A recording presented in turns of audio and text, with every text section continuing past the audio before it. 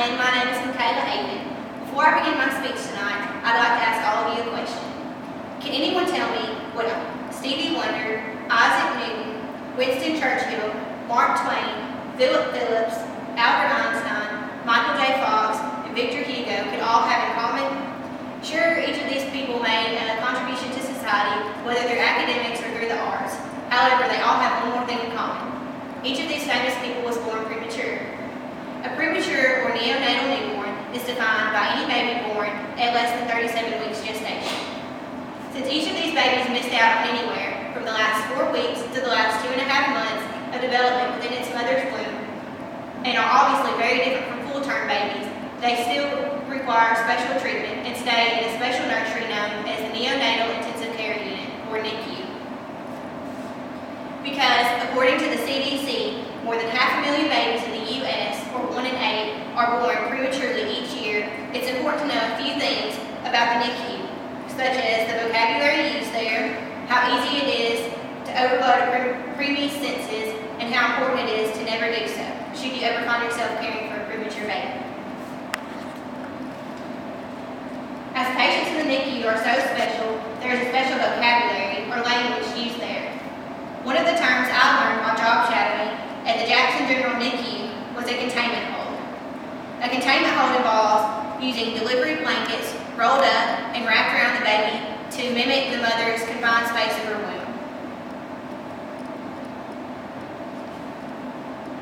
The containment holds help relax the premature babies and keep them at ease to help lower their overall stress and in turn improve their health.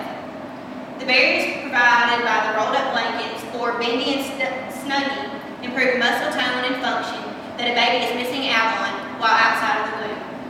Containment holds provide a sense of security that is helpful during the many routines required by these tiny patients.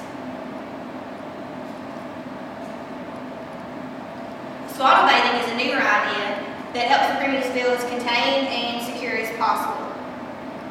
It involves filling the basin with water anywhere from 100 to 104 degrees Fahrenheit and lining the basin with soft towels or delivery blankets. The idea behind swaddle bathing is to remove one of the baby's limbs at a time in order to maintain heat in that swaddled position for the baby. The baby's head is washed last in order to keep all of its heat in. One of my favorite things that happens only in the NICU is kangaroo care, or a skin-to-skin hold. This is me practicing kangaroo care on a doll at the NICU in Jackson General. Skin-to-skin holds help improve the baby's health by improving its ability to maintain its oxygen levels and blood pressure and help to reduce stress for the baby. Skin-to-skin holds also help to improve the mother's health by lowering her blood pressure and improving her milk production.